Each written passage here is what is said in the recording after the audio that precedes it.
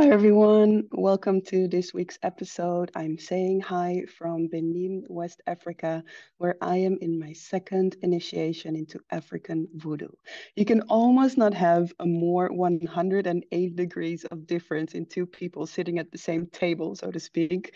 One priestess in African voodoo, a cross of a born again Christian. So I cannot wait to share this interview with you. I want to make an invitation for you to notice how your body responds when you hear a completely opposite perspective or truth than yours, whether you are born again Christian or whether you are New Age community or any other community that you are part or not part of, to see, because I think many of us, we go covertly or openly at war in defense or attack when we hear or see an opposite perspective.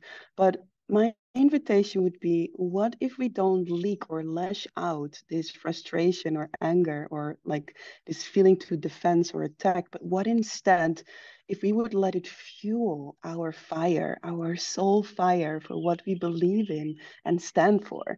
That's definitely that one of the gifts that I took from doing this interview, which was one of the most interesting interviews I've ever done, but also one of the most challenging ones, because in the end, I did get triggered a lot. And it took me a week to digest and to stand in that fire. And it was exactly 1 week after that we were holding a dark feminine temple in Amsterdam in a church where I could feel this. Yes, I feel the importance of bringing this work more fully into the world. And one of the fires that got sparked even more was through holding these opposites in this interview. Okay, I wish you a very beautiful listen. All the way at the end, I share with you also why I got triggered and what was actually the process that happened in me in the hours after this interview. So enjoy. I send you much love and see you all the way at the end to share a bit more about what happened with me. Sometimes the Holy Spirit can be very clear, like this person actually wants to hear about Jesus. And these people have become born again. But most of the time, I think we should proclaim the truth, absolutely. But we shouldn't, a metaphor for this would be to take the Bible and hit someone over the head for it. It's like, no. Welcome to the Seeing in the Dark podcast, the podcast for the women of the ancient futures. Women that see beyond eyes and know beyond mind and are here to make a change from a deep communion with the mystery of life. Seeing in the Dark is about walking paths that have not been walked before and daring to show up for the mission and dream life that is knocking on your door. My name is Nicole Nima Costeres, mystic, medium, initiated priestess, and here to take you into the mysteries of purpose, power, ritual, and intuition. May you embody your own unique essence so deeply that your vibration naturally teaches, inspires, and assists others. Let's dive in. Welcome to this week's episode on the Seeing in the Dark podcast. I am here with a very special guest, Imaya Sabine, who I invited to speak about her big transition that she recently went through in her life. Imaya Sabine was previously the creator of a feminine mystery school and her Serpentine Studies dance school before she was born again into Christianity. And I have been witnessing her transformation because she has been a friend, like close friend with my partner. I was able to witness her transformation, and I really wanted to pick her brain and ask her questions on what has been happening. Who are you now? What are you believing, and why also? But before we're going to start this episode, I also want to name that this can be a conversation that can be triggering, that can be like really speaking to opposite perspectives. And our intention is to show a conversation where we can listen to each other without trying to necessarily convince each other or make each other wrong, but simply to highlight what it's like to have a conversation between two people that see the world from a sometimes maybe completely opposite space. So welcome, Imaya. I'm super happy that you are here. How are you feeling? Yeah, I'm feeling good. Thanks for having me. I think it's really cool what you're doing here. I was really surprised when you messaged me a little while ago. And, you know, a lot of things have changed for me and in me, but I still like doing out of the box things. So I really appreciate what you're trying to do here, and that you invited me and that you opened your platform for this conversation. So thank you so much. Yeah, beautiful. I think one of the reasons why I wanted to invite you is because I was fascinated by the movement of New Age to Jesus, because it's quite a big movement all around me. I see people go from New Age spirituality into being born again into Christianity. And I saw a lot of interviews of Christians talking with Christians about the New Age. I've seen conversations and interviews of New Age people with New Age people about born again Christians, but I couldn't find any conversations between the two worlds, so to speak.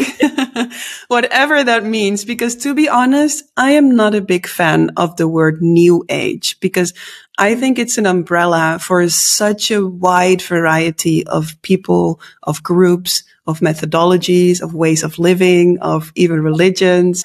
Yeah, I can relate. You know, I also sometimes still have a bit of an issue with the word Christianity, because I know that when other people use the word Christianity, they don't mean the same thing as when I say that I'm a born again Christian, you know.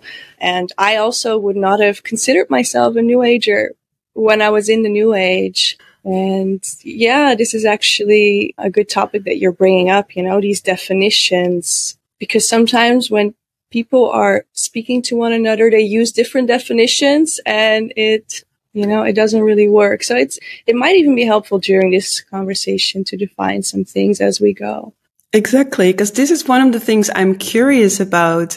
Like, where would we really have a different perspective? And where do we actually have a different definition or name for the same thing? This is one of the things I'm super curious about. But before we go into that, could you maybe start with sharing what Christianity means for you? Because you said, I don't even know if I like the word Christianity. So what does it mean for you? Yeah, so when I said I don't like the word Christianity, it's just because I'm a bit mindful of other people have a different definition, you know. I had a different definition of Christianity before I was born again. For me, it was religion, it was outdated, it was for dumb people, to be honest. It was repressive, it was just, you know, you go to church and you believe this old book that's supposed to, you know, I didn't even know too much about it, but I thought I did. And yeah, the word Christian has come to mean, you know, someone who has received the Holy Spirit, someone who has been born again, who has been saved by grace, who has met the living God, who has revealed himself in the person of Jesus Christ. And their lives, their entire being, their entire outlook was just changed overnight, which is what happened to me. You know, and if people want to call that a religion, go ahead. But then we just have to be mindful of the definition of a religion. So before I'm going to ask you more questions about your life and your perspectives being a born again Christian, I feel curious. Can you give us like a brief summary of who Imaya was before being born again? Well, I lived so many different lives, so many different lifestyles. I wore so many different hats. So rather than speak to that superficial, you know, I can call myself a dancer or a feminine mystery school leader, blah, blah. You know, I did so many things, but who I was just super lost and depressed. I don't think I made a secret of that, although I find it hard to remember certain things. I've been depressed since a very young age, chronically depressed, clinically depressed, diagnosed, and it fueled me. It led me into going out into the world, traveling everywhere, traveling all over the world, traveling in every dimension you can think of, you know, it's psychedelics, journeying inward, journeying outward, up, down, sideways. I looked everywhere. I was like, there's something wrong with me. / there's something wrong with this world. You know, I couldn't always make out which was which, but I was searching. I was lost. And, at certain points during that journey, if you would have asked me, of course, I would have said, no, that is not true, because we harden our hearts, and we find these things to believe in and to hold on to. And they help in a certain way, in a very, very limited way, I see now, looking back. And it fueled, my ambition and what you could say was my success, what I thought was success at the time. So I was just a girl, walking around with a huge, huge, gaping, God-shaped hole in my heart, and nothing could ever fill it. I basically tried everything. That's, I think, the most accurate description of who I was. Yeah. And we will also link your full testimony below this episode, right? So for anyone who is like, I want to know every single detail of this transformation that you went through, then you can just go to Imaya's testimony through the link below and hear all about it. But also, I do feel curious if you can give us like maybe the short version of what happened then. So you felt like you tried everything. You've been depressed since a young age. Something was missing. And then Jesus, well, I'd given up. That's, I think, an important thing to mention. I'd given up. I didn't consider myself searching or spiritual necessarily anymore. I was like, oh, I'm done with all that. And I see a big movement happening in that as well. A lot of people that aren't necessarily born again yet, but they're getting tired of the spiritual scene. I think I hit that patch. So that's why I thought I was already out of the new age. I thought, I'm not doing all of that anymore. I thought I was happy and content. I was at the best place in my life that I'd ever been. And two sisters around the same time started sharing their testimony. And at first I was like, oh, okay, I don't know. And then, of course, I realized they're talking about the biblical Jesus. They're talking about Christianity. And then I blocked them because I figured, well, whatever the truth is, that ain't it. That can't be, So like most people, I judged them. I eviscerated them. I blocked them. I mocked them. I judged them. But that's when I really felt the knocking on my heart louder than ever. And I was just brought to a place. And now I know this was conviction from the Holy Spirit, where I was like, how can I be mocking these women when I cannot say with 100% certainty that I know the truth, that I have found God? I found shards of truth and ideas about who, or at that point, of course, what God is, the divine or life or the universe or consciousness. I'd explored it all. But that humility, just that humility of like, I don't know for sure. Who am I to say that this is not true? And I want the truth. That very instant, God introduced himself to me. He revealed himself to me, and my whole being was just changed in an instant. We are made to know our Creator, so there will not be any sliver of doubt. It was like, the true light went on. And before that, we have, false light. So we think we're seeing things, and then the true light goes on, and it's just so bright, so light, and you're like, your whole reality changes in one instant. And I finally knew my place in the universe. And God revealed himself to me in the person of Jesus Christ. And in that light, in his holy nature, it's like a mirror.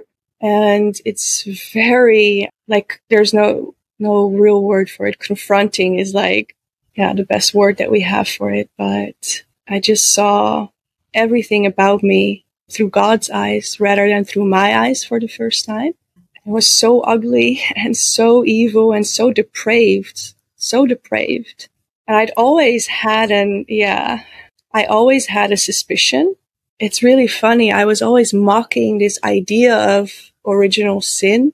And yet I always knew there was something inherently, not by design, but by birth, really, just not beautiful about me, just really dark and selfish and self-centered, and I couldn't help it, no matter how much therapy I did, no matter how much yoga, meditation, psychedelics, shadow work, well, I could go on, obviously. And in that moment, the light just shone on it, and I saw what the real issue was. It was sin. But it was at that very same time, like that weight that had been on my shoulders forever, it was just taken off me. Like God's grace and God's mercy is so much bigger than my sin. Can you share with us what you mean with sin? Because you speak about this, I hear you say original sin. What does that mean? Yeah, I can try. And, words will fall short here. So I really hope people can keep an open mind and an open heart because, when I listen to someone else's testimony, it's not that they were talking about these things and sin. It's not that I was like, oh, yeah. No, I had to take it to God. At that time, that was for me like the universe, but still he heard me because I wanted the truth. But no one could have convinced me otherwise. So with that being said, yeah, we are born in separation from God. So we are born physically alive. Our soul is alive, but our spirit is not connected to God, so to speak, because holiness and sin cannot go together. Sin is a lack of holiness, just like light and dark cannot go together. Like if you have a dark room, what happens when you turn on the light? Darkness is obliterated. And how the Bible describes sin basically is each have gone astray. Like sheep, we have all gone astray. We have all gone our own way.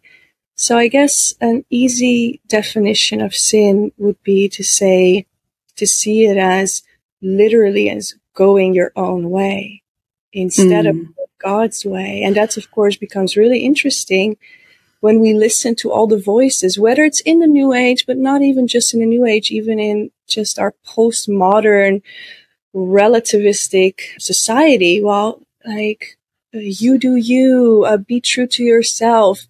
Everyone needs to find their own truth. Everyone needs to find their own path. In the Bible, that's basically the definition of sin. You determining this is true, this is right, this is good, that is the way to go. Whereas God is like, no, I am the ground of all existence. I need to determine what is right and wrong, what is true and false. And when you do it on your own, this is look around you. Just look around you. This is the world that will follow. So actually, as I'm listening to you, I can feel resonance in the things you share. I would maybe put different names on it. Like you said, like I don't call God God. For me, I don't even call it the universe. What I would usually use as a wording would be a deeper intelligence of life, something that is beyond what we can grasp with our logical mind. It's something that makes the trees grow and the flowers blossom. It's life, the deeper intelligence of life. And I personally also, big part of my teachings is that when we surrender to that deeper intelligence of life, life starts to guide us instead of us trying to control what life should look like or be like. So how is that different? Because I very much also see that in the New Age. And so this is where my problem again comes in with the New Age, because I actually agree with you. There is a lot of like, manifest your life. You can create whatever you want, but maybe God has a completely different plan for you, right? Mm-hmm. So how is what you say from the perspective of being a born again Christian, how is that different than from what I would be teaching or, colleagues would be teaching in the New Age around surrender to that deeper intelligence and let that move you in your daily life? Okay, so the big difference is it's not a what, but a who. God is a who. He's actually, not a human person, but he is a person. And let's say, what if you are a person, but what if I relate to you as a what? And what if I keep you very, very far away and call you a higher intelligence or a life force or so? For me, and of course, I can see it in others in the New Age, but also speaking for myself, like there was always this notion of God. Depending on which phase you would found me in, I would have called it either God or the divine or life or the universe or consciousness or higher consciousness or higher self or her. I called it her as well, capital H. The thing is, God needs to define himself for us. How else will we know that we are actually following God and not another force? Because there's a lot of forces out there. And God has so graciously and so magnanimously wrapped himself in humanity to actually bridge that gap. He doesn't want to be afar of God. He is relational. Life doesn't come from non-life. Intelligence doesn't come from non-intelligence. Relational, personal beings, it doesn't come from either just some vague cosmic intelligence, nor does it come from, I think most of us here would agree, from some cosmic soup or whatever, out of the dust of the earth. We're created by a creator who actually wants to know us, and to bridge that gap between creator and creation, he actually wrapped himself in human flesh. He gave himself a face and a name. He lived a human life so that we can better relate to him. That's not the fullness of him, as in, God is infinite, so he can never become completely finite. He added something finite to himself so that we can also relate to him in that way. And then, of course, he also gave us the scriptures where we don't have to just guess. I also really used to believe like God would never limit himself in that way. He's much bigger. We cannot limit or define him, but it's not about limitations. But God does like, in that sense, definitions, because that's why he made us with a brain and with reasoning and with speech, not just with intuition, but also with reasoning, so that we can relate to him and be closer to him and not just worship some sort of force. Yeah, that's interesting, because when you say that, worshiping a force, a vague force, for me, if I would think of this intelligence as a person, that would actually, for me, feel more like I'm placing God outside of myself. So here's another interesting difference, because for me, that deeper intelligence of life, when I'm in full communion with that, I'm like fully immersed in that. So for me, it doesn't feel like something far away, but it feels rather like something that is present in all of creation, including myself, including each and every single alive being and creature on this planet, right? So for me, God lives and breathes through everything, inside and beyond creation. So this is why for me, in my perspective, it would feel, I almost find it hard to imagine that as a person. I think I see what you're saying, because also a person, as Jesus, he did also live 2,000 years ago. So that person can maybe feel a little bit further away, but Jesus is not, he's not only man, he's God and man and fully God. So yes, he is also the one that created the universe. And Jesus is, or God? Jesus is God. God in the flesh. Yeah. So God, this is what you mean when you say God in the flesh is Jesus. Oh, yeah. So that means that Jesus is the only ever existed being on this planet that is God. Yes. He's God the Son. I don't want to really go too deep into like theology, but maybe. No, we don't have to. Just to make it clear when you speak about this, because that's another like different that we're touching upon, where I would say God lives and breathes through every living being on the planet and inside all of creation and beyond all of creation. And you say God actually is only embodied in Jesus.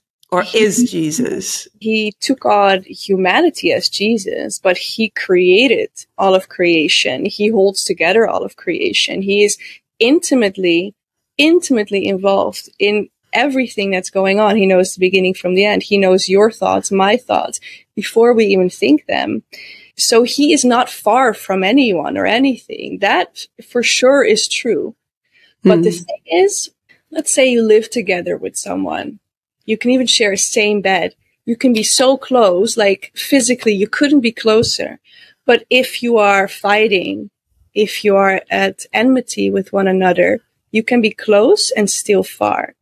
And this is what happens when someone is born again and receives the nature that they are supposed to have, the Holy Spirit, God's nature.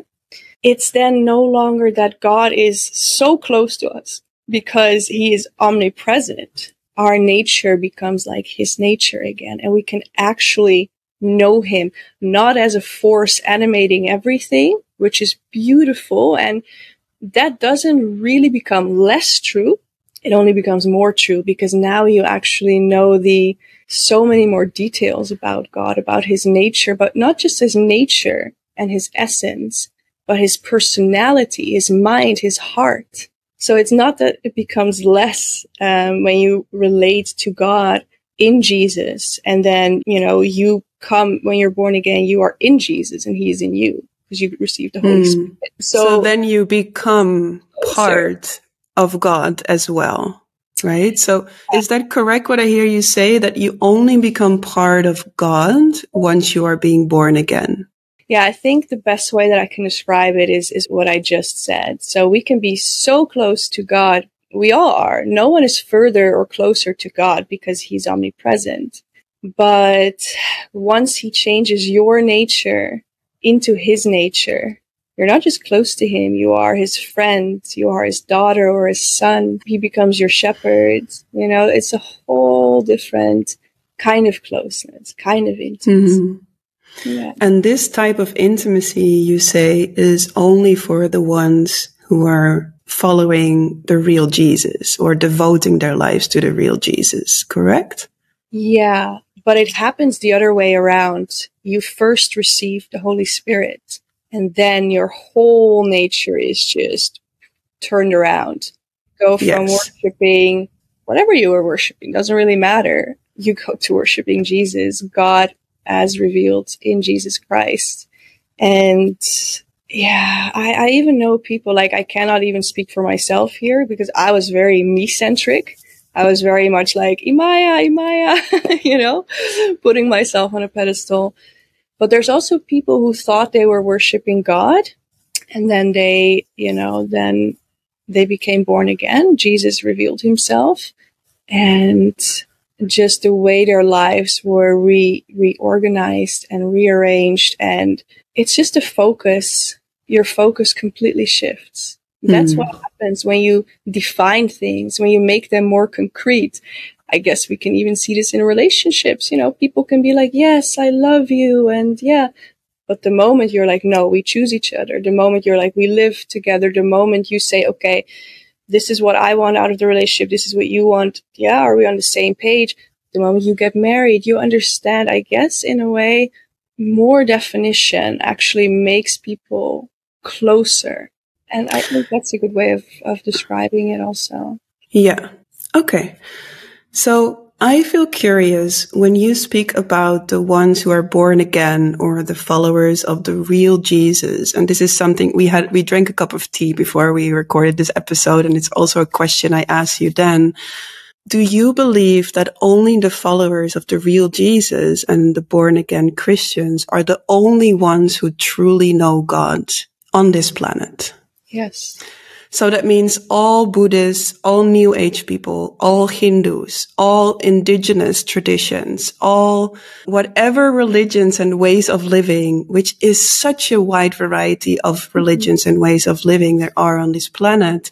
All these other people, including the Christians that don't follow the real Jesus, they all don't know the real God. Yeah. Since Jesus' incarnation, of course, not prior to that. That's a different story. It's basically the same, but it's a little bit different. And I guess we shouldn't really cover that on this episode because then we're going to go into some deep theology. So since Jesus' incarnation, yes. And in Jesus' own words, the road to life and the gate to life is very narrow, and it is few who will find it.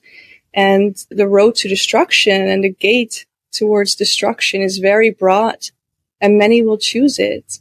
And that's a very uncomfortable saying. There's a lot of very uncomfortable things in the Bible that at first I was like, you've got to be kidding me. But the more I live my life as a born again believer, the more I have to conclude, like, yeah, that is absolutely true, because I don't see anyone else. Yeah, I see them worshiping things. I see them worshiping gods made in their own image, but I don't see them worshiping God as he revealed himself in Jesus. It's so interesting to me because I can actually feel resonance with that sentence of what Jesus has said. Only for me, it would never come connected to one religion as the only way. So when I look around, I can see in the New Age, I actually agree. There is a lot of confused people. There is such a wide variety of ways to liberation. I see people depressed. But when I would look in Christianity, I see the same thing.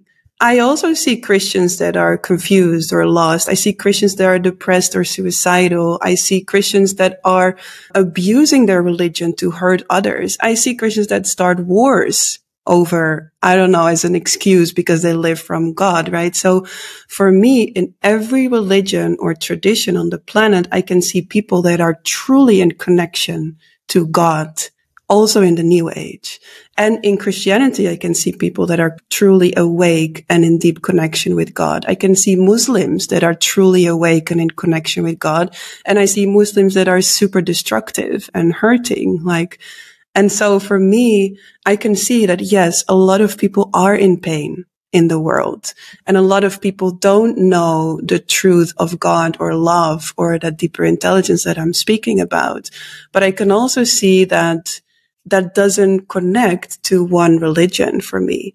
I can see that there is a few on the planet that are truly awake and in connection to God, but they are mingled around in people that don't believe anything.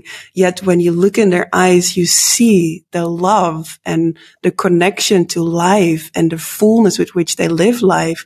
So how come that you connect that to a religion? Well, I don't. Depending on our definition of religion.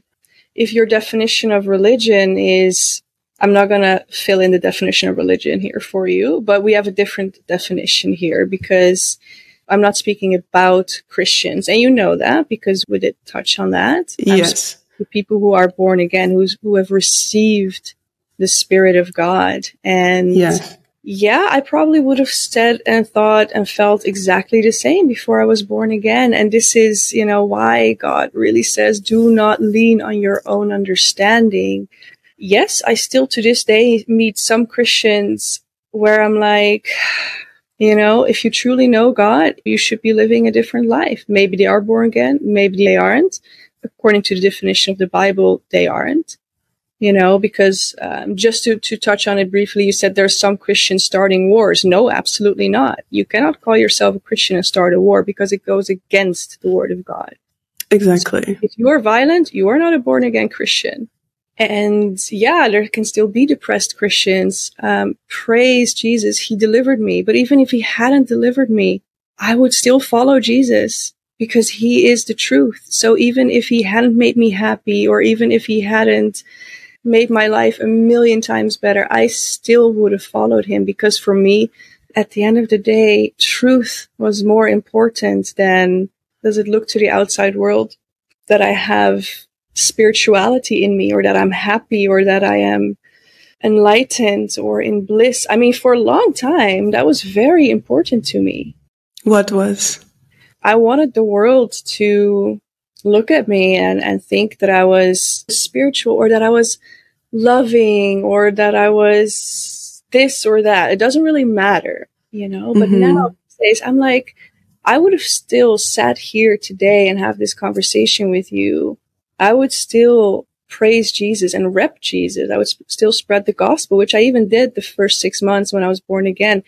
I wasn't happy. I was still depressed, but Jesus is still the way, the truth, and the life. And what I've learned, because of course, when I was in the New Age, of course, certain things started to not feel right or seem right, but not to the extent like today. Like there could have still been, in my own perception, people that were more or less spiritual or more or less connected to God, and yeah, I have been on a little bit of a journey at times where I was like, wow, yes, of course I meet incredibly nice atheists and I meet incredibly spiritual Muslims, of course. So if we're only going to judge by our own standards, I just don't do that anymore, because I know we can self-deceive. I know people can be extremely happy, extremely blissful, while being extremely wrong. A friend of mine, she got born again last year around the same time as me. And you'll hear a lot of testimonies of people who were at rock bottom when they got saved. She was living in a state of bliss, 24/7 for a year, 2 years, she was completely in the false light. She was so happy. It was almost like, it was unreal. It was out of this world. And so helpful. She was always serving. If you think of an enlightened being, you would think of her. And then she got saved. And she was like, it was all fake. It was all false light. Yeah. So I find it interesting because you said, I am not the one. I don't remember exactly the words you used, but you said, sure, we can have a Muslim that is really happy. And sure, we can have an atheist that is really happy, but you consider them to be in a false light then. Because only when you're born again Christian or a follower of the real Jesus is when you have access to the real light. Yeah. I find that so intense to hear. Like, I understand. Because there is billions of people on this planet. There is traditions that go back far beyond and before Christianity. And to say that none of those people are truly enlightened or in true connection to the true light, for me feels quite intense. Yeah, but you have to understand the flip side. And by the way, as a little sidetrack, before Christianity, but not before Christ. Christ is the same yesterday, today, and tomorrow. He's always existed. He came briefly to earth, but there's no one before Christ. So Islam, Buddhism, Hinduism, paganism, all of that. It's not older than Christ. But more to your point, it is intense. Truth can often be very intense. If you ask what is 2 + 2, the answer will be always 4, no matter how many people sincerely believe that the answer is anywhere from 1 till, I don't know, there's a lot of answers to the question, what is 2 + 2? And the answer will still be 4.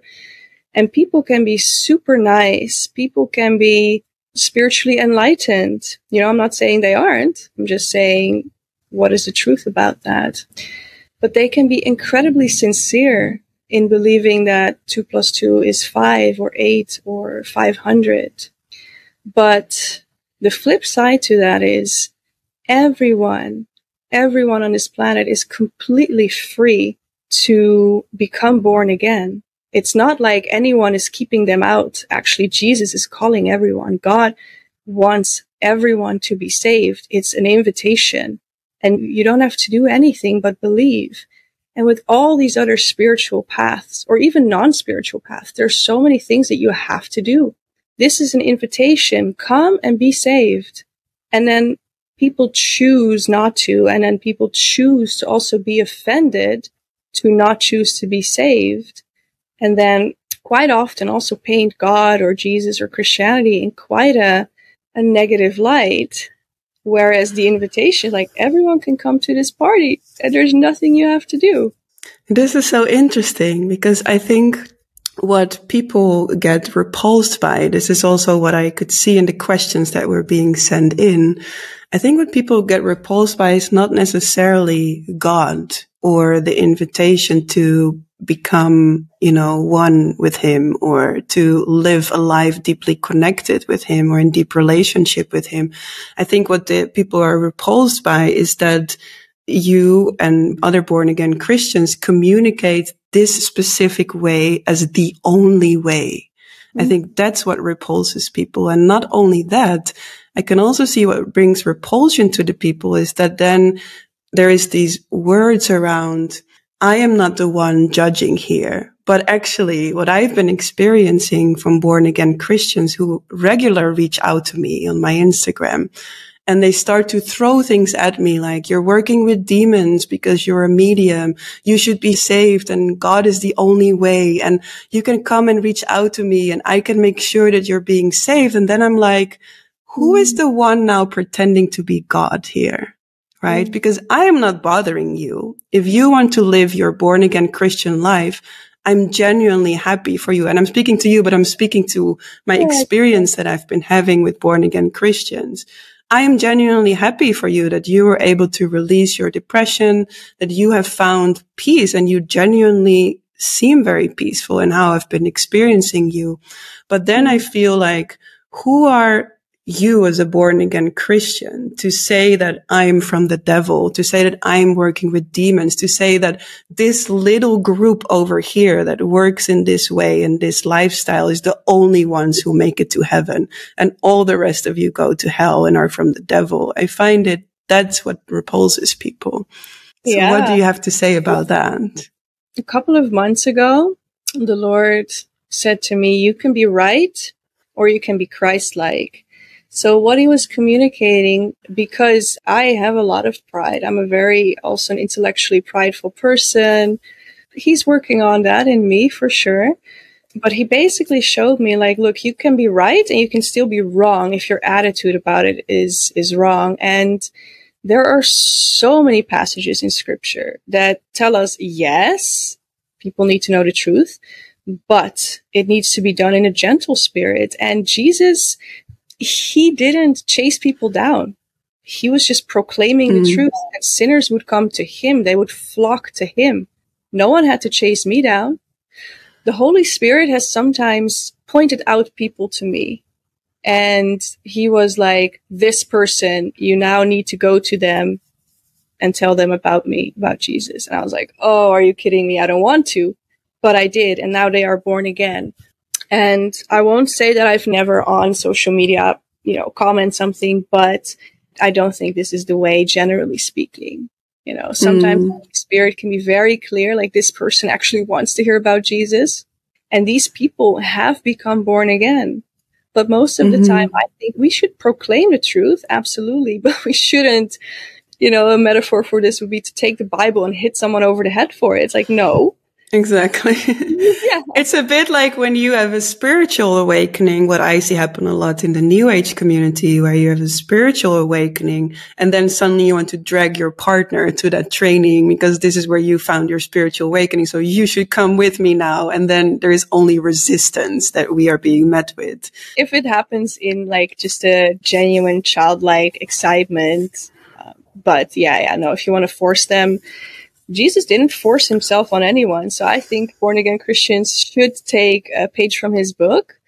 But at the same time, when you are saved, we still carry our sinful nature with us. We're not completely sanctified all at once. So I make mistakes. I will make mistakes, and people have made mistakes towards me in that sense. I hope we can do better in that. I pray we can do better in that. And yeah, we have to be careful because truth is truth is truth is truth is truth. Speaking the truth isn't prideful and it isn't arrogant, even when that truth can sound incredibly harsh and exclusive in a way. It needs to be said in love and in genuine compassion for people's soul. If you don't love someone, it's not the best time to speak that truth. Go and work on your own heart first. Yeah. Okay. So can you share a bit more about, because we've been talking about like heaven a little bit, not really in depth yet, but like the true light of God and the false light. Can you speak a bit more about your perspective on the devil and hell? So I remember from our drinking our tea, you were sharing a bit about hell as an experience rather than a place you go to. Can you share a bit more about how you see hell? Because according to your perspective now, billions of people will go to hell. So what does that mean when they go to hell? I want to be still careful about saying how few people will go to heaven or how many people. Yes, only born again followers of Christ will go to heaven, but we don't know how many that is. Like, we don't know how many deathbed confessions or conversions there are. So just as a little aside, in case any born again Christians are listening along, I just want to say that I like to speak a lot in metaphors. So please, if I say something that isn't technically how the Bible would say it, please give me some grace, because I like to speak in stories and metaphors a lot. So I was talking to a friend the other day. I don't know how we came to this conversation, and I think this is a good example because probably a lot of people in your audience will be familiar with ecstatic dance, right? I think so, yeah. I think so. I personally dislike it a lot. I never go there. Yeah. At least we know about it. We know of it. All right. Yes. So ecstatic dance, it's open to everyone. everyone can come as you are. And there's 3 really simple guidelines. No speaking, no shoes, no alcohol, no drugs, right? Yeah. Yeah. This is what sets the tone for what we are about to do there. And yet, I would always find people chatting on the dance floor. And either I myself or a space holder would go up to them and would just gently remind them of the no speaking rule. We're like, hey guys, remember. And 9 out of 10 times we would get such a hostile reaction. People just getting really annoyed by being reminded that there is a rule that they actually agreed to by coming into the space. I think this is a perfect way of understanding heaven versus hell. Everyone is invited to go to heaven, but it is God's house. It is God's party, if I may be slightly irreverent, maybe.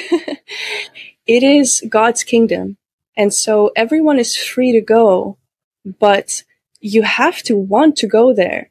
If you go to ecstatic dance, but you don't want to be quiet, if you don't want to take off your shoes, and if you don't want to not do drugs and alcohol, you don't actually want to go to ecstatic dance. You can say, yeah, I want to go to ecstatic dance. You're like, no, you're talking about a different kind of party. Go there. So God is like, look, everyone can go into heaven. Everyone is free to come into my eternal kingdom where I am king and no one else. It's a monarchy. But this is my way. And hell is a place for people who actually want it their way, who want the party their way. They can say with their lips, no, I want God. No, I want heaven. But their heart is saying something else. And God isn't going to force anyone into heaven.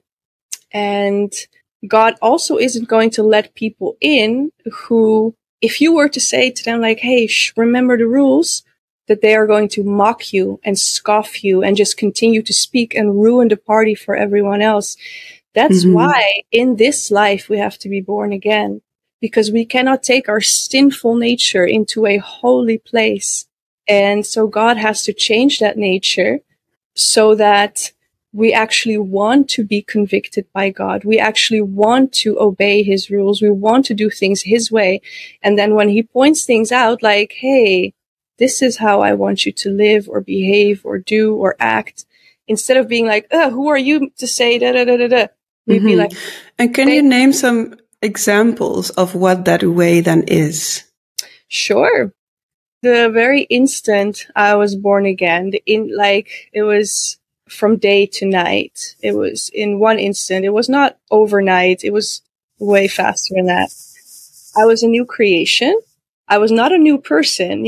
I am still the same person that you've always known, but I have a different nature. And so this didn't happen gradually. It was 1 second to the next that I couldn't dress half naked anymore, couldn't have all the makeup, couldn't have sex before marriage, couldn't, curse and blaspheme. It took a few, maybe like 3 weeks before I noticed like, oh, that doesn't feel right. Like saying, fuck, Jesus, oh, God damn it, cannot. Couldn't listen to I was a dancer, so I had tons of favorite music. I haven't listened to any of the music of before because it's just so dark. But not to my old nature. It wasn't dark. It was perfect. It was great. It was nice. Even the light stuff to me is now dark. And with dark, you mean evil, I assume? Because, I teach a lot about dark, and then I would not talk about evil, but I would talk about earth. I would talk about womb. I would talk about, But when you speak about dark, I imagine you speak about evil. Yeah, I guess we could. So what I heard you say, because I think also, just to summarize what I heard you say so far. So I heard you say no sex before marriage. You suddenly felt like you want to cover yourself up more in terms of clothing. You didn't want to wear makeup again. Are you saying that if you would do those things, then you would go to hell? Oh, no. Because we were talking about hell and heaven, right? So you said heaven is the place where you go when you're born again.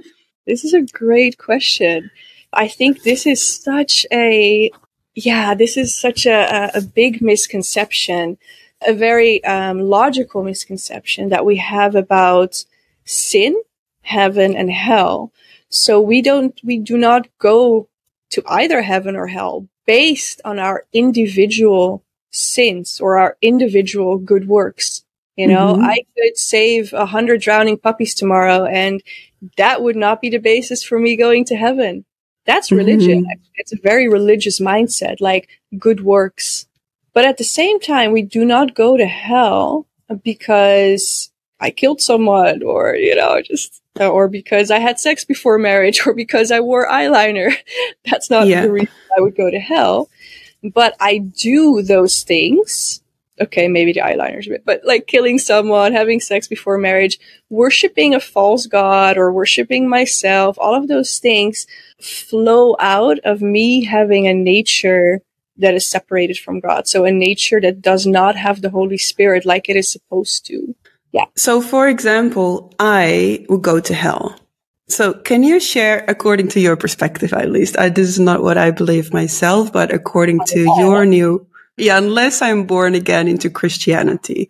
So can you explain to the listener, if they are from the New Age or they are not born again, what is that hell? What happens? To be honest, we don't know too much about hell, except that it is eternal and that it is the last place where you'd want to go. It is conscious torment. It is conscious suffering. And the Bible does use some words, some metaphors to describe it. You know, we all probably know the fire and brimstone kind of preaching of burning in the fire forever. I would say, and I say it hesitantly, if in case born again Christians are listening, that this is metaphorically. I think the fire represents just the suffering that we experience in hell. And you know, there's some varying different schools of thought. Some say it is separation from God, and others say, well, it isn't separation from God because God is everywhere. Like, okay, so some people would say hell is being outside of the presence of God, but others kind of refine it a little bit more, and they say it's not being outside of the presence of God, it's being outside of his love and his light, all of his goodness. So if you know that everything good, beautiful, pure comes from God. He is the source of all of that, of life itself. And that in heaven, what makes heaven heaven is that God, that Yahweh, is king. He is the ruler. So everything is perfect because it's ruled by a perfect king, the only one that is perfect. So then hell would be the opposite. It would be where people basically rule themselves. It's a place where God's perfection and God's infinite love, infinite wisdom, infinite justice is not present. And you just make it up as you go. But at least in this world, let's say this is an in-between world, heaven, earth, hell, so to speak. So when you say hell, you're pointing downwards to the ground? Just metaphorically, yeah. Yeah. Then this earth life, God's grace is still here.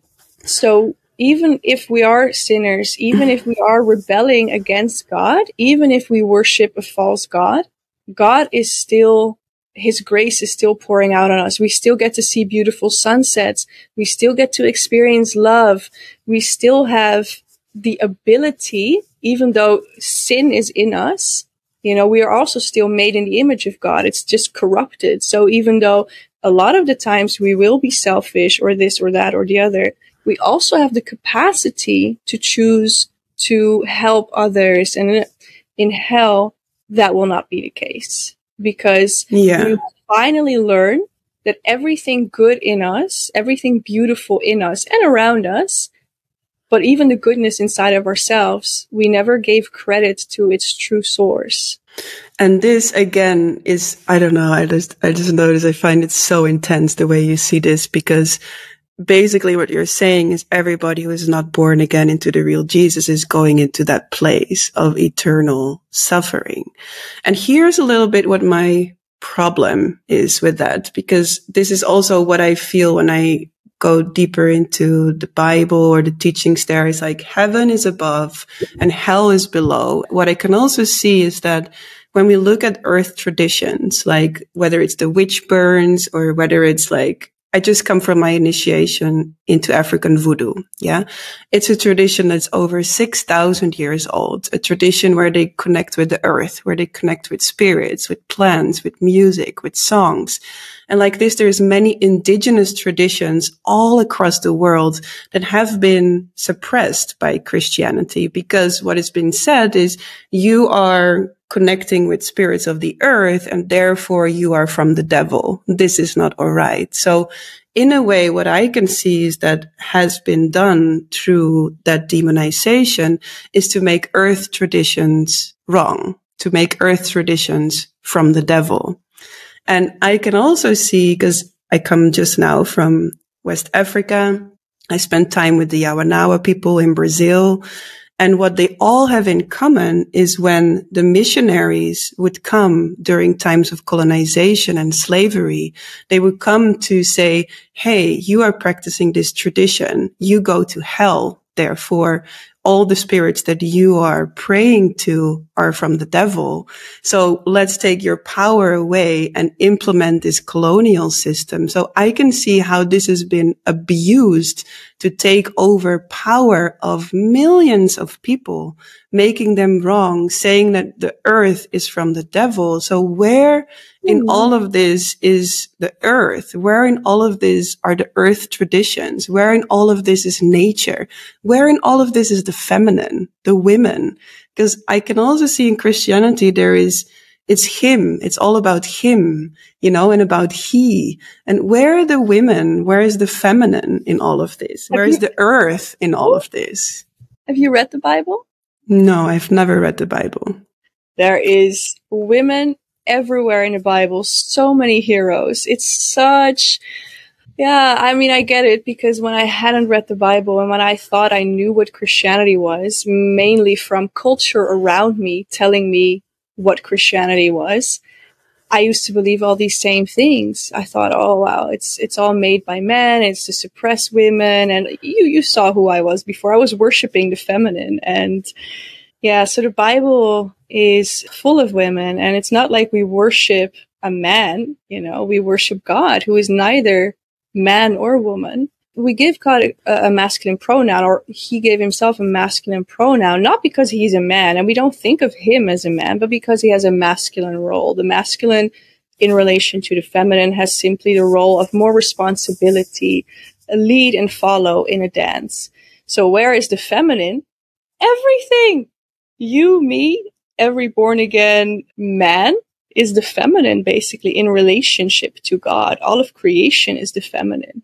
In relationship to Jesus, the born again believers are called the bride of Christ, whether you're a man or a woman. So that also goes to show, it's not about gender in the Bible. Doesn't mean it's not important. So it's in a way similar to feminine and masculine and how we speak about it in the New Age, because their feminine and masculine energies are not connected to gender, but they are connected to energetics. Yeah. The way I say it is it's related to position. Yeah, so like two parents would always have a masculine position in relationship to children, both the woman and the man. Doesn't mean you cannot be feminine as a mother, but you have more responsibility in relationship to the child. And it's also a very big misconception that the earth is bad in Christianity, or the body is bad. It's like, no, God created the earth. It's good. God created the body. It's good. But to worship it, to elevate it above God, that is what is bad. It is also another definition of sin. Not only bad things are sinful, good things worshipped out of context, loved out of context. So let's say if I don't worship the one true living God, Jesus Christ, and then I have a relationship, that relationship is very likely to become my idol, my God, in a way. I will probably end up worshiping this person as the source of my happiness, my stability. And others do it with a career or with money. It doesn't really matter. even good things become bad things if we don't know their true source behind them, if we don't express all of our gratitude and our praise towards the one who has made them and the one who gives them to us. And that puts everything in a right relationship. You know, when we know the true God, when we worship the true God, I enjoy nature so much more than I ever did. But I don't worship creation. I worship the Creator. Yeah, I think that overall, I mean, we've been touching on a lot of different type of questions. There's actually one that more people send in also, because you said one more. Women send in questions around, what do you believe now around Mary Magdalene? Because I think in the New Age, there's a lot of people that see the relationship between Mary Magdalene and Jesus as like a tantric relationship, and that she has a very powerful position.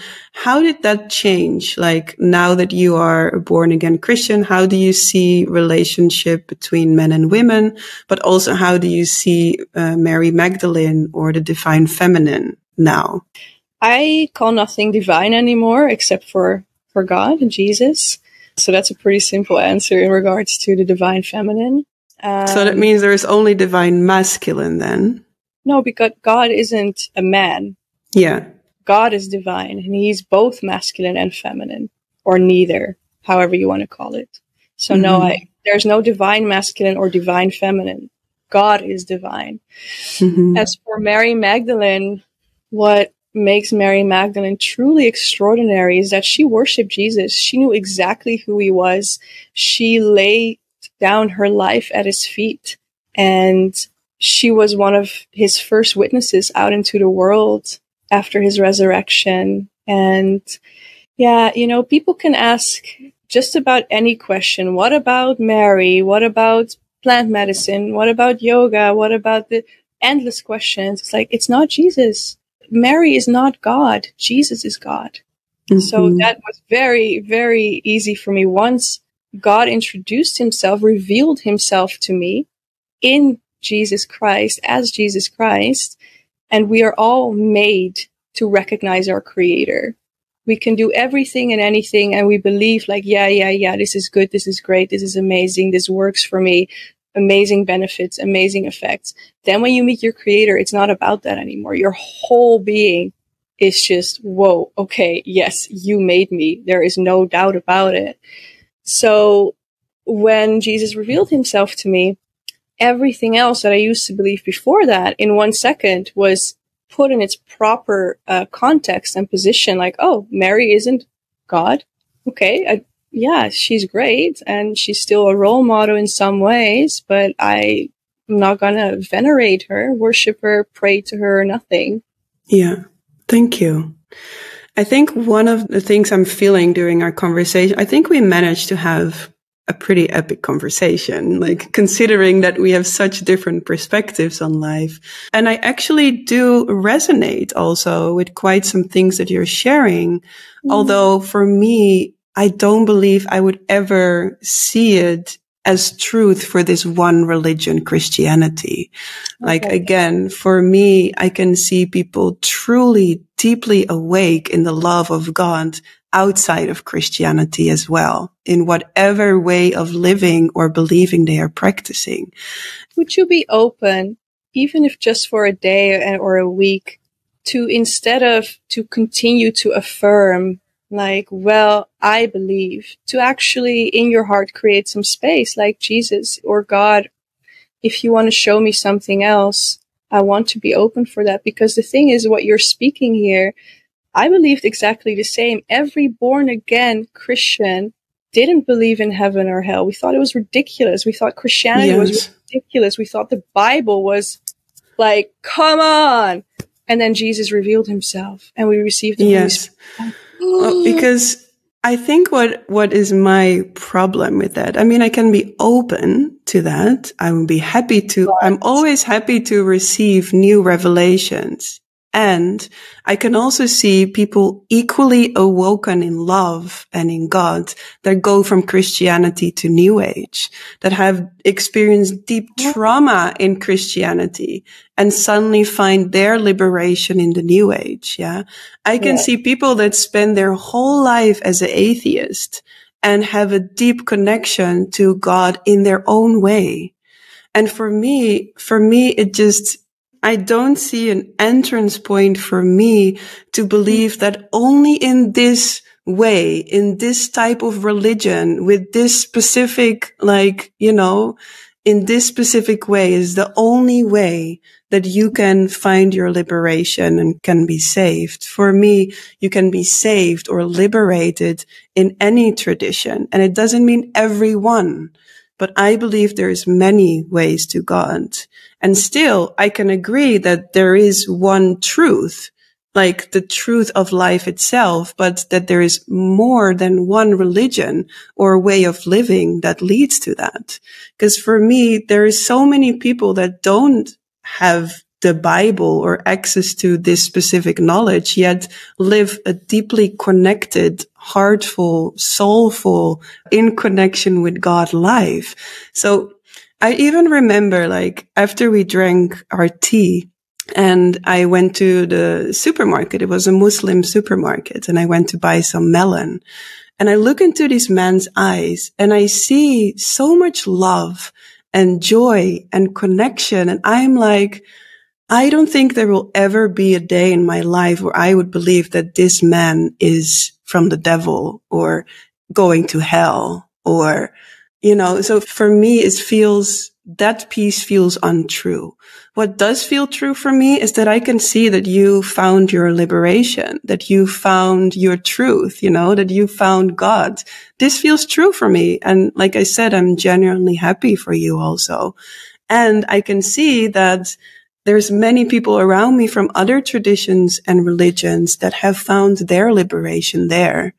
And so I think this is where we agree to disagree. And I think also, hopefully, that this conversation could have set an example on how when two people or groups of people think differently, that it doesn't mean we have to go at war with each other. Because I think this has been also one of my main intentions for creating this episode that, you can see it in the whole COVID situation, like people that want to do the vaccination and not want to do the vaccinations, they go at war with each other. It creates separation in families. It breaks up relationships and friendships, and it creates war. And I see this also with different religions and different ways of living. It creates separation and war. So for me, preaching the way as the only way is what creates separation and war. And I can see that for me, at least from my side for this conversation, was my intention to show that even when we think completely the opposite about something or we believe something completely the opposite, you can still talk with each other without making each other wrong or without going at war with each other. And hopefully that can also inspire the listener, whether you are a born again Christian, whether you are a follower of the New Age, or whether you are not believing anything at all. That's at least my wish for the listeners. How about you? Is there anything final that you want to say? Absolutely. And I'll direct it not at you, but at anyone listening.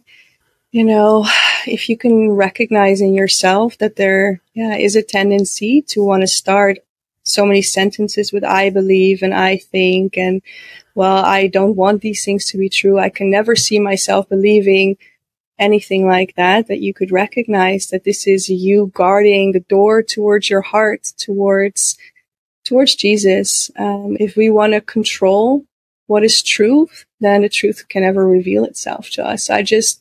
I would like to leave the listeners with something to muse on, a little contemplation, something to, take with them. And that is, what if Christianity is not at all like what you've been told by others, the world around you, the media, other spiritual people, your parents, even if they claim to be born again?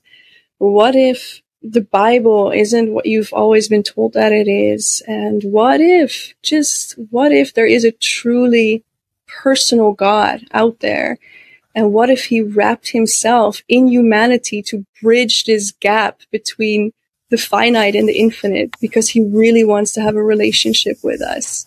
And what if this God actually created his entire creation with moral laws, just like he created natural laws? Because he is not a God of confusion and chaos, but a God of order and perfection. And what if we have transgressed those moral laws? What if we can look inside of ourselves and outside in the world and see, like, yeah, maybe all of this chaos is because we have gone our own way. We have gone astray. And then what if God actually wrapped himself in human flesh to save us from the consequences of going against this law of his creation that he put in place for us? What if he bore our suffering in his own flesh? Wouldn't that be the greatest love story of all time? And wouldn't that be truly good news? That's what I think it's a beautiful invitation that you make for the people. I think the one thing where I felt like I don't understand is where you have an assumption that there is only chaos outside of this. Oh, not only because chaos. My life experience is not that I'm in constant chaos because I'm in the new age, right? So I think that you've been highlighting very beautifully some elements that are a problem in the new age, which I agree. I think there is confusion. Yes, we have been talking at the beginning, I believe, around confusion in the new age, or I have been saying that. I don't know. I don't remember exactly. But I think it's also good to be careful with, because you say, when I say I believe, I think you are saying the same, only you bring it through the perspective of being born again and have been found the only truth. But still, I feel it's the same thing where you say what you believe and what you are now having as a perspective as the truth. Yeah. Yeah. I mean, I think also we will not really find our common ground because here is where we see the things different. Yeah. Well, this is what I'm mainly speaking to people who listen to this whole conversation, and something inside of them is like, you know what? I don't want to live just by my truth and my beliefs anymore. I really want to hear from God, and I am willing to whatever that truth looks like. If it looks like what these weird fanatic Christians say about hell, fine. If that is the truth, I want it. And that's where if people really feel like, yes, I want the truth more than my beliefs, more than the peace that I currently think that I have, that's where I had to go through. I thought I had peace. I thought I was living in chaos. That's only in hindsight. Yeah. Okay. I'm going to lay down the discussion because I think I will not win it or whatever. We will not find a common ground in this. I think here all we can do is agree to see the things differently. And maybe you want to make also an invitation for people to find your platform that you have been creating. So who knows when I will really return to social media. I'm taking a bit of a break. But the thing is, I've been sharing in my stories for the past year and receiving so many questions and objections, of course. And at one point I was like, okay, I can keep answering the same question over and over, or I can just summarize it and put it in one place. So that's what I've done. And it's not completely finished, but if people, I've listened to this conversation and they're like, you know what? I cannot put this down. I cannot lay this beside me as just some ludicrous, thing. What if there's something more to Jesus than I've always been led to believe? What if there's a truth higher than, my own thoughts and my own beliefs? There's a website. It's called metanoia, and it's the Greek word for basically what happens when you're born again, to return to God. It's not spelled in the original spelling because that website was obviously taken. So it's spelled phonetically. It's metanoyha.com. We will link it below this episode for the ones who want to find out more about Imaya and her work and also want to have these questions answered. And I want to thank you for this conversation. I noticed actually in the end, I feel like, I don't agree with you. But overall, I feel that we were able to have a really beautiful conversation. I think that whether you are part of the New Age community or whether you are a born again Christian, may this episode have been able to inspire you or educate you, or have you been able to question yourself or have new insights about yourself in life. And thank you so much for that. I think this might set an example for more conversations to happen between different communities, different ways of living, and different religions. So thank you for that. Thank you so much for having me. And yeah, I definitely hope it inspires more of these conversations as well. I think it's so important to see that, you know, you can disagree and still be civil. And yeah, you know, I also made fun of the born again Christians, and I was also really, really triggered and annoyed and angry with them. And how dare you believe this about me? And then it happened. So I only have grace if people disagree. I get it. Thanks for having me, love. So I just want to share some words of closing after this 1.5 hour conversation with Imaya.